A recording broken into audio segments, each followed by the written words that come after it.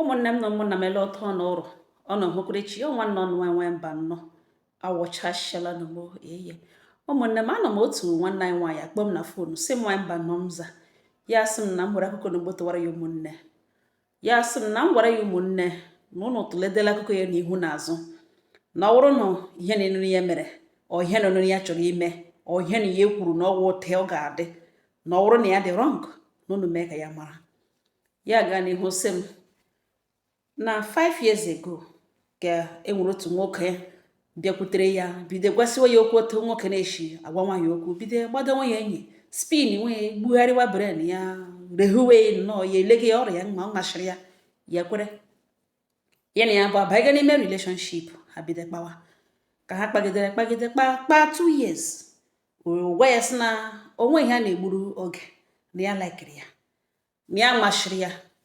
ya ele ya ọ mashikwara ya nwoke dị ya mma in fact ya hụ na ya n'anya site na ala obi ya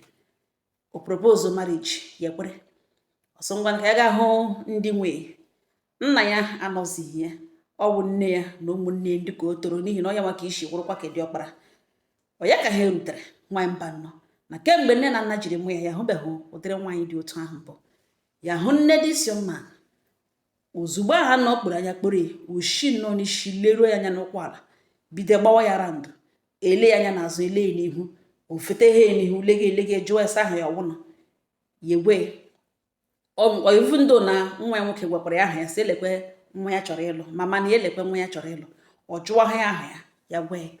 osi ya ele ya anya na mkparanya ya ele ya ọwụ ha chicha mkparanya ya niile ya sị nụkwa nwaanyị ka ediri edi ka ọ bụ na ọgịdị wuhe ka ọ sị nne ya ji ya na-agwa esi ele anya na mkparanya ọsịsọ na-akwanya be ya were mkparanya ha ya n'anya gbaa ole snow no na ya agaghị ebi n'ụlọ ya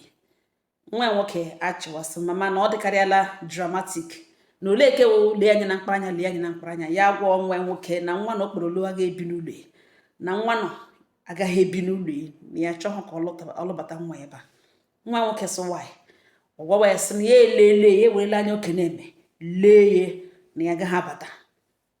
na ọ ga-akpụkpagburu ya nwa ya na ya ga-adị ọkụ na ya ga-ekpe ọkụ na ya ga-aka anya dị egwu na ya ga-emejụsa ihe ụwa oyi na ya ga-ewetara ihe ihure n'ezinụlọ ya nwa nwoke ajụwa mma ya sị na ọ gbugecha ka ọmabụ onye ya gwa nwa nwoke sị na ya nidihụ ịmara mmadụ mara oyi ụlọ bifo ya agwa mmadụ onye ahụ nwa nwoke sị in that case na mama na ọ tụrụ ashị n'okwuteghị kelene ihe wuru gezwọk na ọ dara ada na ọhụrụ this young lady ọ na-ahụ ya sị na nwa na ọwa everything nwoke ọbụla na-achọ na nwaanyị mma ya sa achọcha na onwe ha anya nwaanyị na onwe ha anya nwaanyị na oke udo ụda na enwere ka ịhụtere na ọ bụrụ na this lady na ọ gaghị ebi n'ụlọ ya nwaanyị mba na-eche na ọwa egwuregwu nwaanyị kwechiri nwa nwoke sọ dị egwu na ọ ya na ya ga-ebi na ọ hapụ ya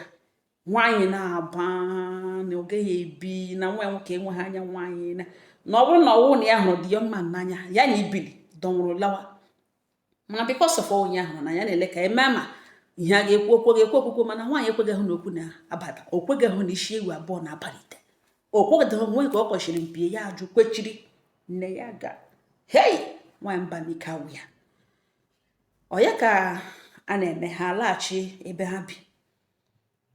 okpo nwa nwoke so olee ihe o kwuru na nwa ahụ nọ na-ose ndụkwala ya back to ebe ochie kpụta ya nwa nwoke wee sị na mma o mewekwele ya iwe a na-eme ka ọ wee egwuregwu nwaanyị kwechiri na ya agaghị abata ya sị ndụ nwa nwoke ya chọghịkwanụ ịbịa ya na ya abụọ abịa gbaghachiwa nwa nwoke si ya biko na echere na ya gwe ya repitikwuli onwe ya ọzọ ya chọkwaghị onye na-emesi iwe na ya emere ha ọnụ ya rie o mmiri fonu kpọwa ha mma ya again jụwa ya sọ gịnị wu ihe offense this lady committed ọ gwawa ya si ya chọghị onye ga-abịa kwụkwagbu nwa ya jụọ mmesọ ọkwa ya nwa ka a na-akwụkwagbu na nwaanyị kwụkwagbuo ya nwụna ebe ya lụjụsara uwe oyi na ihe ọ na-akparị ya na ọnwụ mkparị na ihe that lady gbara na ọ dị mkpa because nwaanyị mba nọ na mma ya na enwere height na ya gbara dị mkpa dịka ndị ya gbara dị mkpa ụmụ nwoke na-aba military na-agba na ya gbara ka mpa ya na ihe nwaanyị si ya ka akwụkwagbu nwa ya na ya ga-eji aka ikpugbe aka esugbu nwa ya na ya ga-elo nwa ya ka eke na ya gbara dị mkpa na ya rụdụghị ote nwaanyị kwesịrị ịrụ na ya gbara dị mkpa too much nwaanyị mba na adọ ọwụ ihe nwa ya nwoke laikiri nwa ya nwoke si ihe ya laikichiri ebe ya nọ n'ọwụ ya gbapụrụ dị mkpa nwaanyị mma ya jụzisi na ọwụ hụ ọrụ hụ nwa ya jụọ mmes na ọwụ ya na ya ga-ebi na ote mgbe olecha otu mgbe ya dị ya nwa isi kete orie ekwe na nwoke na nwaanyị ka ọ wele otu eshiri mụ ya ga-akwụkwagbu ya nwaanyị ka ọwa mụọ na ka aka na amụ ya amụ na mana ọ na-akparịkwana ya banye so nwaanyị ya ga-eji ego elu nwunye ka akwụkwagbu ya nwaanyị ya ga-eji ego ya alụ nwaanyị ya na ya ga-ebi n'ụlọ na ọ ga-akwụkwagbu ya na mma ọwụwụ mkparị ka ọ kparịga ihe ke mma ya si agwacha na ya na ọ gaghị ebi nwaanyị mba nọ mza ha ya nọchada dị lawa ha tigene ya na ekpere si nụkwa ya nụkwa na ote Chineke otechi ya shiri ka ihe shi were ya problem na ya gbapụrụ na ya nwere height ya aga gafe n'ụzọ pepa na-ele ya enwe ya ọ bụla ya na-aga health na-atọ ọnụ because of height ya and all height ya ahụ ka nwoke jiri like ke nwoke topụrụ na first in history ya nwee ịhụ onye na-emekọrọ ihe etogide rute ya n'olu na ndị ya na ya mekọrọ ihe na ya na-akacha ha ogologo na this one gbarutere ya n'olu na o topụrụ dị mkpa nwoke just that ya aka dị ya ogologo wit isi na ọ ihe bụka ọka nwaanyị mba nọ mza ọsọ a na-eme ihe na ya na ịga gbana nkịtị nne ke nwoke emeghị invite so nwaanyị nwoke lụwa na ya lụwa ya kpụrụkwa ya lụwa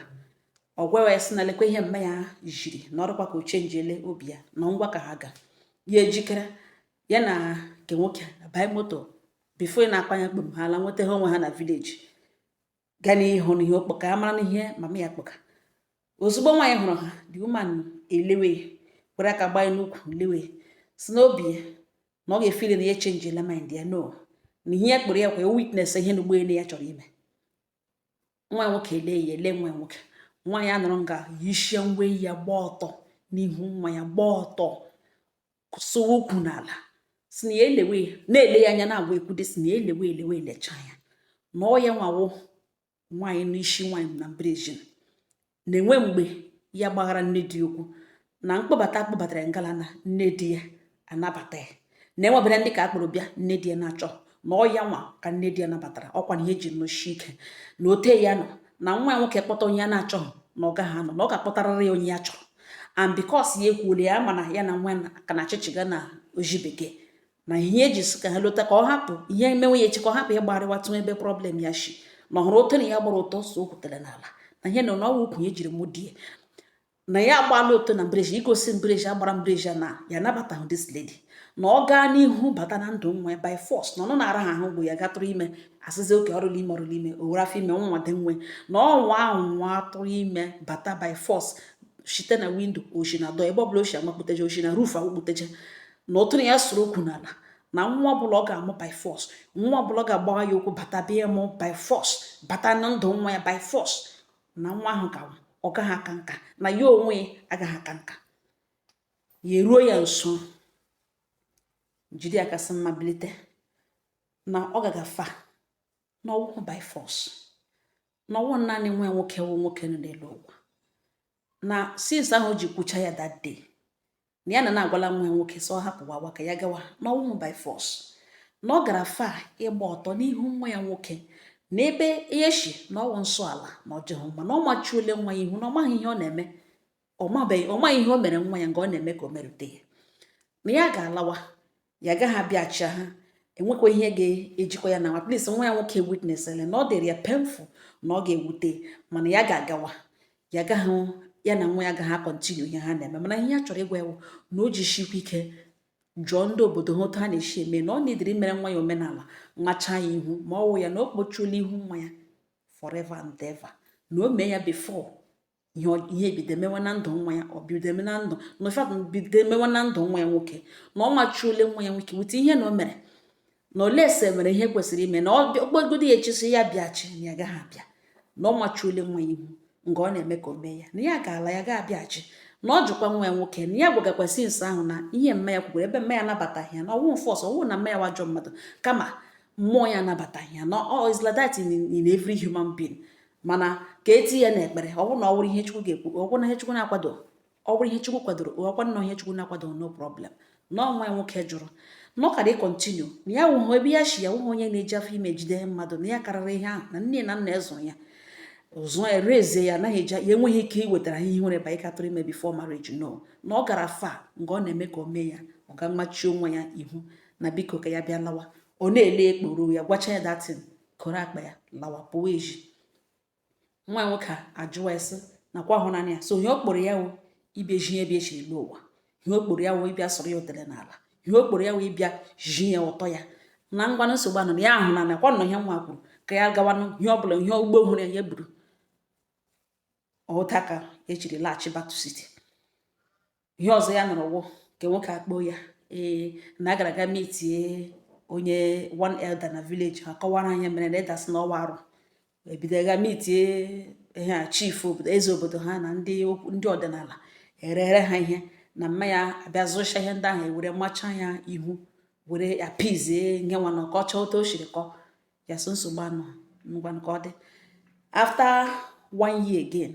you nweta information na onye ahụ nọ na mma ya hotere na ọ galaga alụọ ya kwa ụgwọ isi ya na nwaanyị mba nọ mza ihe a na kemgbe eji separate from this guy na o mere complete 2 years na ya nụzi somebody abịa meet ya si ya like ya na try consider the person mana ya echeta ihe ya gabigara na kemgbe ya sị ka ya leruchakwa anya gwa ya na ya ka na-eme ha ka friends mgbe ke nwoke na ugbo okpe ashagharị na phone si ya guess what yes na mama ya na ọ nọ n'ụlọ ọgwụ ya sị gịnị mere ya gịnị oji ahụ ya sị mba na ya alụọ n'ala onye ọgwụ mma ya si ya lụọ na ya alụọla na onye ọgwụ mma ya si ya lụọ na ọwụ onye ahụ na mere ji buga mma ya ụlọ ọgwụ na ya ama ihe nsịgịrị nwunye na mma ya nwunye ya kwa mma ya aka nnu ya nkwa goshi na staircase bịa kọjisacha n'ala na ukwu mma ya akọjiele na ọ gbajiele na ọkpụkpụ ukwu mma na otijiele na ya ahụ mme na mma ya kwashịrị na mma ya ka onye shi n'irokotiri daa ya sị Jesus Christ ya sị no na ọgwụ onye ahụ hụtere ụka ya lụkwara da onye ahụ ọ gwara that day na ya o nwere nwa obiọma na ọ wụ onye ya lụrụ ọ kpọrọ ya lụrụ onye emekwa ya obiọma na ọkwa the same person sendere hospital na ya biko na ya chọrọ ikwuri ya biko ya sị na ọ chọkwa na ikwuri ya na ọ dị gịnị na ọ bịara imepe shi wundu larala ala na ọ rara ya ahụ ichefu ya na ya chọzi ihe hụ ya na ọhụ ya ahụ ala Igbo na ihe niile Felix ndị ahụ alụghachita ya chọzi ihe ya chọzi ya na ọrụ onwe ọrịọwa ya si ya biko na ya biko n'obi ekwe ya nwere onye ya hụrụ n'anya ya gaa hụ ya nnọọ ahụ adịghị ya mma kọla efe ya emechaa deti ihe ya na-ana emegbe bifo ya na like bifo ya pụta like this ọ na-eke ka ọnwa efe ya dị neat efe ọ dịrị ala ya charala ya asana ya na-ahụcha kọla efe ọ dịcha deti isi ọla ya jụọ ya sọ nwa ya o ji dịkwa like this ọ gwawa ya si ya tala ahụhụ na amaghị ebe mmesh ga-akpọta Jezebel si ya na ya bụ obiri ya jụọ ya sọ Jezebel ka ọ wụ na obi ya anọghị ebe ahụ because ibiri wit onye na-ahụ n'anya ọ gara ị ga na gị na onwe nga na-agbachakwa off point ijikwa obi mba ịga ka ọwụ dị ya sị na ya gakwala ije ahụ na the girl nọ Jezebel na nwunye nọ Jezebel nọ this na telivishọn n'ụlọ na ọkụwa channel na ọbịa n'ụlọ igbe enwe TV na obere iwe weghala ọkụwa telivishọn before ọsọ mmanya ukwu n'ala na ọ guzo gwa mmesi ya nọrọ na ọ na-asọrọwa ụmụ nwaanyị ukwu n'ala na ya agaghị enye ya ọ gaghị eme ya ka ọ hụ ukwu ma ọfọ ka ọ na-asụ n'ala ihe mme gbere nwoke na onye nwa gwara nwunye eso dị ọda gel ya na-anabata na ya asụrụ ya ukwu n'ala ya sị ya ke na ọkwaghị ya elebe ya gwa ya sọ ọ bụ ihe megara na village akpaghị ekpe ya na village kekwe one of those chiefs agalaga kora nwunye ha bịabịa chịa ya n'aka na ọwụ ya nwa ihe nweghị ọdịka time ahụ na the ladies mama ya dat na ya nọrọ na ọ na-asụ ma ọ chọghị nwaanyị ma ọ ikekwe emesi ya ọsọ ukwu n'ala ya ga-eme ka ishọ na ọhụhụ ukwu ma ọfọ ka ọ na-asụ n'ala na ọ wee oji oshi isi n'elu staircase kwatuo nwaanyị ma ya ga wuru ukwu kpọjesacha n'ala nga ha ekoghị isi ya elege ihe ka ya gwa mmesi lena ihe ke na onye ọsị ya bụ ugbo na ọ wụ onye ọsị ya ọ nabatara na ọ wụ onye ọsị mkpụrụ obi ya nabatara onye ga-enye peace of mind na alụtakwana ya na ele na ihe ọsị ya ka eme ọgwụ ya ihe ọ chọrọ ka eme na TV n'ụlọ this lady akwụwachi channel na ọwụ iwe ka eji send ya to village nwe na ọ ga na village ga nọtọ ka ya rụkọtata onwe na ọ dị too hot o ruteze ntụrụ na village sozie mma ikwu sọkwasha ya ugwu na ihe ọsọ ya ihe o bubatara ihe o mere accept na ihe ya zụtara ọ gịnị ihe ọ chọrọ ka eme na ya elekwe nwa takịrị topụrụ nga because of dimkpa nwaanyị nwa na-achọ achọ nwa gbapụrụ ihu presence nwaanyị gị mara na nwaanyị nọ n'ezi na nwa Chineke nna jiri gozie na-enweghị ike izogbuli mosquito o leghị anya because of ọ gbara dimkpa reject mee mejụsa nwatakịrị oyi na ọkwa ya ugbo ya nọ na nwatakịrị omegbu onye ọzọ ga-eburu mma ya jụọ ya sị dị gị lọlọla di ya sị na ọlụbeghị di mma ya sị ya biko ya chọrọ ịhụ ya mahụ na ọ wee ebe kpatara na nwoke ji na-asị ya biko na ya chọrọrọ ịhụ ya na ihe biko na ya chọrọrọ ịhụ ya na ya emekwula ihe ya bịa hụ ya gowara ya ihe na ugbo na-asị ya duga ya ka ga n'ụlọ ọgwụ ga-eleta mme and again ya chọrọ ịga hụ the woman ka o lee ya anya n'ihu ka ya hụ ya hụkwanụ na finally ọlụọlụ onye bara ya anya ka ha ruteziri n'ụlọ ọgwụ nwaanyị ekpughe ihe n'akwa jide ya n'aka were aka ya jide nwa ya nwoke si biko na ya ahụhụ ka ịkọmen ya ahụhụ na ha ewee ya dịka mmadụ ihe dị woman were na ya ewee ya dịka mmadụ na ya ahụta ya dịka mmadụ ibe ya nwere ike ime misteki na ọ hapụkwala nwa ya na kemgbe o jiri hapụ nwa ya nwoke na nwa ya nwoke awụọ ha mmadụ na nwa ya nwoke apụọla na mmadụ na nwa kele nọ n'ihe ifiliri ya ma nwatakịrị ji ọgwụ megharị ya anya mara n'akụkọ ndị agadi nwaanyị ọkọwa na ya jụọ ya sịbata nwa ya nwoke alụọla nwaanyị ọgwawa ya si na ebiko na ọ bụrụ iwele ke ha ọnụnụ si wela ya na ya anaghị aji aka ahụ pụọ na ọwụ ya nwoke ya ọ chọziri ya si ya mba na mma na anaghị eme otu ahụ na ya achọghị ihe dị otu ahụ na nwaanyị mba nọ nza ọ ya ka ekwugidere okwu na nwaanyị arịọgide andị ihe nwere obi mmadụ andị onye a na-ekwu okwu eke nwoke ya hụrụ ya n'anya ya mahụ ihe what to do ya gwasị na ha sọt ọnụ the situation mgbe ha dị redi ka ya chee ekwenu ya eche ke nwaanyị asa na-ewela egbejiri ụgbụrụ ishekọ n'ala sa ga ewele ya na ya enweghị ike ịla gwa nwoke na ya achọ ịga lụọ 100 wives ya ga-alụbata na ya nwa enweghị ike ịla na ya nla nga na odo ya edewe aka na ogbujie na ya agaghị ala na ya nwake ndị ọmụbekwana nwa ọka dị ime ọ ya ka asa na-ele anaghị ewela nwaanyị n'afọ ime n'obodo ya echi na anaghị ewela nwaanyị n'afọ ime ntili ya mụọ nọ ngalaka ya nọtụrụ ime ngalaka ya kwana na-amụ ya na anaghị ewela nwaanyị n'afọ ime nwaanyị mba nọ ọ kwechiri ile ya enweghị ike ịla na ọ naanị ọnwụ n'ọnwụ ka ya ga-apụ eleghị nnọọ ihe ka ike agwụ nwaanyị mba nọ nhụnanụ mmadụ abụọ hụrụ onwe ha n'anya ya mahụ misteki ya mere eme that very day ya na ya abụọ nụchara ha end up na hotel ka ha gwuru wote because ihe misiri ha abụọ misiri onwe ha ihe egwuregwu ha gwuru that day notice na afọ ime achana after 1 month ya kpee sile kwekwe ka ya hụ ka ya gawa ụlọ ọgwụ na-agaghị flush ya ihe ọzọ ya nụrụ wụ onye kpere na fon wozi mma ka nwoke na ya nwa wepụga nwa ahụ na ya nwa kpa nwa ya aka na ya nwa mee ihe ahụ ya chọrọ ime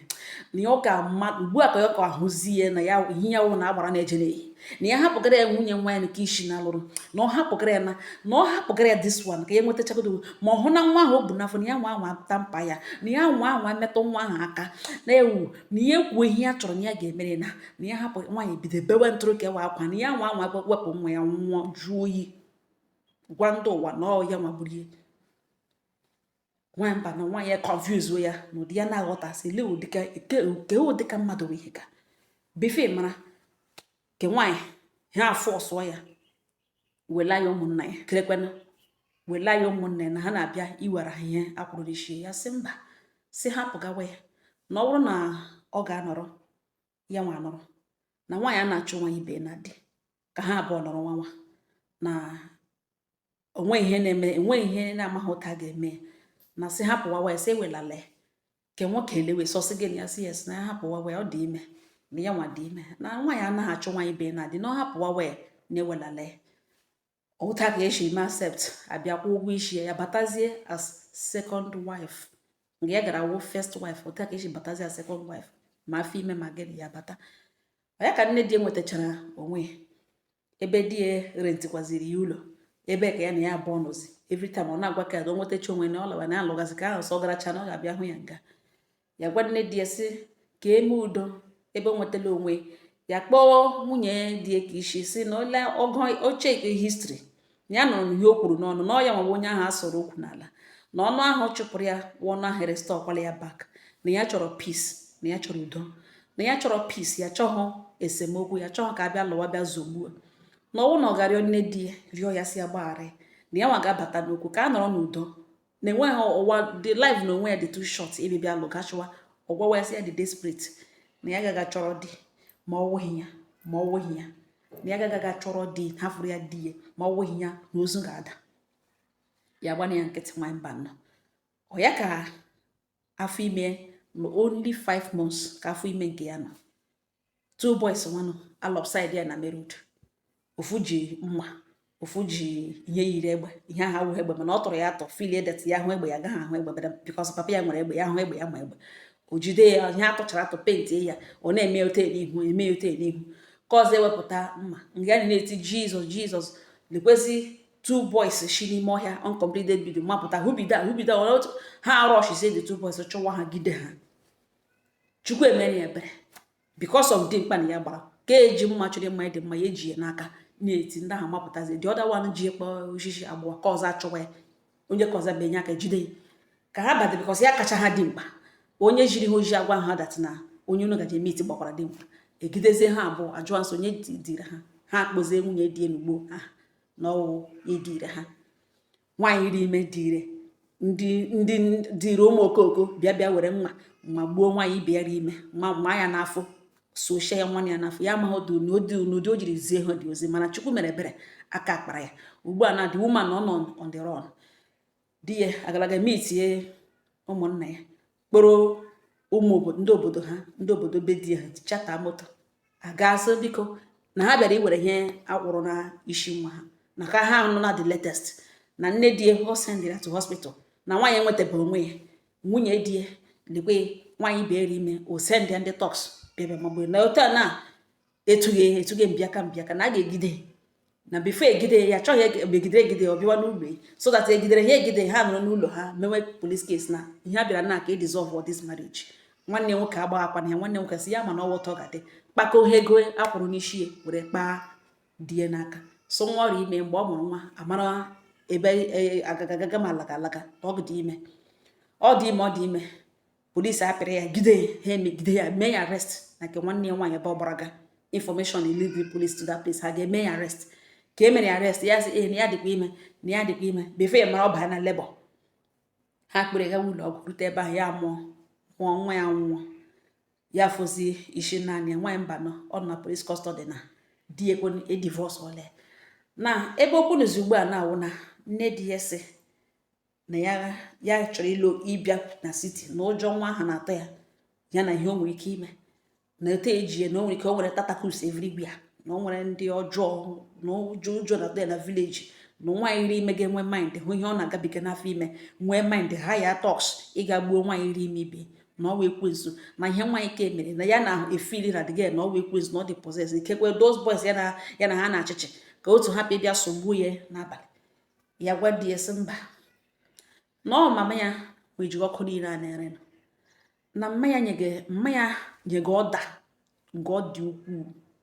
na ọ bụrụ na ọwụhụ situation ifat ya amaghị ihe mere ya eme na ya emuvule ọ na ya enweghị ifat ya amaghị ihe eji pik wee kọl ya mgbe ahụ kọl ya na for now na obi adịghị ya ma na mmanya nọrọ ogodo na village na ya achọghị ka mmanya gbagote join ahụ ebe a nọọ mmanya mere this lady ji bata n'ime ndụ ya bata na family nọọ mmanya mere ya ji gị nwụ na ọkwa na ndị asọsi dịrị mmanya mma n'afọ ma gbuo ya na ọ ga-awụkwa mmanya ka ọ sọkwakwa ihe a niile na ya mmanya nọrọgodo na vileji ka ya biko nọrọ ka enwetata onwe ya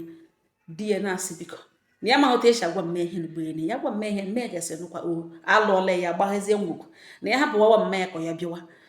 nwaanyị mba na m juderele ya ụmụnne ọ ya mewe nwaanyị ala ka ọ bịawawa ka ya gwa di ya ka ọ ya ji ọnụ ya gwa di woman si ya nakwa ọ lụchana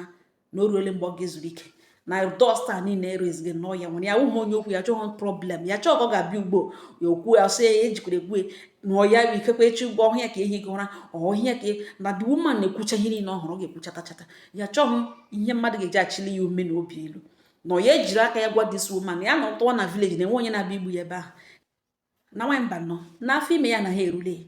na ọ na ha erule oruwele na ọ bịa n'ụlọ ya ugbo ene ọ nọrọ n'ụlọ ya mụọ damins mama ka ya ọ ga-abịa ọmụgwọ ka mmanya bịawa ha ihe niile awụrụ na akpa die n'aka echichaghị ike like that na ele otu esi agwa nwa ya na ọ chere ka ya mụọ nwa dị ụma na-agwazi ya iji mara ịtọrọ bụ sogbu mana ọ masị ọgbụgbọ bụ mama ya ọrit mama ya ọ nọ na-agba trejọs ihe ka ya bịawawa ya tọrọ ya mụọ ya ya esoro nyere ya aka ileta ya etugaghị onye ya ele eme ọ na ya mụọ nwa ọmụgwọ writ mama ya na ele otu ya ga-eji achọrọ ịgwa dis woman straight off ebe nwa ya nwoke si ama otu esi agwa ya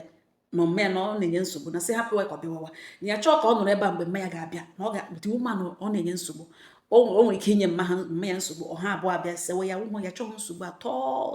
na ya chọrọ ịgwa ya na ọ nọrọ nwa ka ya mụchaa mmanya bịa ọmụgwọla ọ bịazie na ọ ya gbawawa ya otu ahụ ka ya hapụ ya ka ọ bịawa na ọ bịa ozugbo ọ ga-anọga ngatịrị ya mụọ na ihe na-ediri help nweghị ọ ga-emeli ukwu gbajiri ya ọ ga-ajọs nụrụ ofu ebe na-agagharị were wichi ya na-enwe iligharị onwe ya everywhere na nwaanyị mba nọ biko na m gwadere mbụ ụwa na-ele ebe ya gagagaga ụmụnne m okwu ekwule kwucha m si ya nne m ya sị ihe memere emema eji akpọ ya mama enwe onye ga-anọ m ụdịka mmadụ ọbụla ọsọrọ mkpọ ya na ya ga-ebi you sound like that type of person enweghị onye gị na ya na ga-ebili ị nwere obi mgbaghara ịdị considerate. Ile anya ọwụ nne di echem na ọ ga-like hurting again, echem na ọ ga-like imelinwu iwe again or mee things ya ga abnormal because o mere understand ihe o mebiri. O mere understand na this lady ọrịa ga-ade nwere na wheelchair ọ ya nwa kpọtara. Aga m asị m hapụ wawa ya ka ọ bịa wawa. Isi hala mba ugbu a ya ghọta dat na ị ka na-ewe iwe enweta ọ ga-efili and elekwala anya na ọbịa o nwere ike inye nsogbu, o nwere ike ọbịa to make it up for you. Hapụ ya ka ọ bịa wawa. Enwekwana onye ole ogbochi mma ịbịa, ogbochi your mother ịbịa. Ha abụọ they will get along. Nneke nwoke na nneke nwaanyị. Echem na a ga-enwe ihe ga-aga wrong ma ọ bụ na ịghọta ebe m na-aga oshi n'otu isi handle ya. Ọ bụrụ na ọ chọrọ ịbịa, hapụ ya ka ọ bịa. In the first place o regret ka ihe niile o mere. O so na ihe o ji sọ ga-abịarịrị. O so na ihe o ji sọ ga-abịarịrị. Ebe ọ nọ na wheelchair egoterela oche nwa nwoke asarala ya oche na ya ebe ọ nọ na-abịa agba ya ugwu agba mmiri na-abịa masaji onye na-enwekwana nọọsụ na-abịa masaji oche m na enwere much ole so ọwụzi ebe ha ga-anọ ya sị no na ha bịa ọfụma na ọ wụrụ ebe ha ga-anọ no problem. Ha abụọ ga-anọ na their own separate rooms mana ọ wụzi okwu na ụka onwe otu esi meta onye nsogbu ma ọ gaghị etute ihe ọ ga-ekwu. M sị mba ma mata oteka nsogbu ọ sọrọ ya wụrụ mgbe ọ bịarutere bịa hụ dịrị mmadụ ịwụ rutekwanụ ya na regret ga na-eme. Ọ ga-aghọta na ọkwa na ya nabatara nwa na ya na-anọ na wheelchair so hapụ ya. O nwere a lot of things ọ gụnwa ga-eme ọ ga-eji in fact ihe ga-enye ihe ọ ga-arịa rịatee ya aka wụ regret. Ọsọ chọrọ ịbịa hapụ wawa ya ka ọ bịa kutetụkwana ume hụkwana ihe o mere onwe ya. Ọ ya na regret ga-alọ ya na regret ga-alọ ọ ga-regret ya. Ọ ga-asị ọkwa na ya nabatara ya na ya nọ na wheelchair so ị ga-enye opportunity to say that, nye opportunity to regret. Biko nne m hapụ wawa ya ka ọ bịawa. Ebe ụmụnne dị ndị ka ọzọ anụwo ohi apụchala hapụ wawa ya ka ọ bịa bịakuteta ume nwekwana ike ụlakpo n'abalị ya na-eleli anya elu ya ghọta ihe o mere onwe ya. Ebe mmanụ ga nwere rum ka ọ ga-ana mmanụ bịa ọma ọrịa